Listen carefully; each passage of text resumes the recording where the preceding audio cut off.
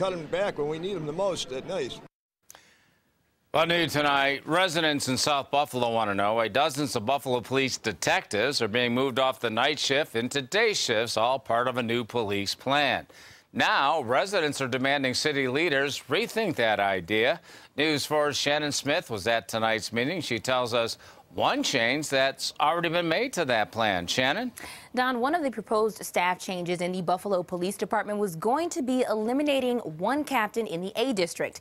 I'm told now that won't happen. The captain will stay on, but there is still a chance some detectives could move to the day shift, and some people say that's the wrong idea. I think it's wrong. We need more police protection.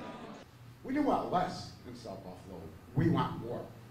Just some of the concerns of people living in South Buffalo after hearing some detectives could be moved to day shifts instead of working nights, and that a captain from the A district would be removed. They need to work at night.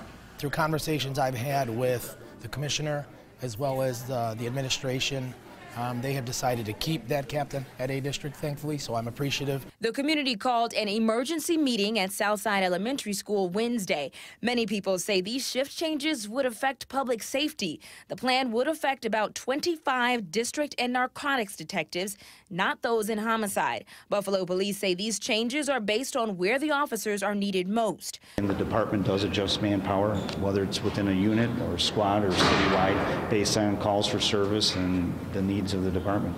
But people living in the South Buffalo area say the A district in particular needs narcotics detectives. You can see that there's more and more drugs going on every day in a number of houses in a number of areas. You see it all the time. These changes would have taken effect January 15th. Now the plan is on hold because the Buffalo Police Benevolent Association filed a grievance. BPA President John Evans says the union's contract requires shift changes to be mutually agreed to, and he says this wasn't.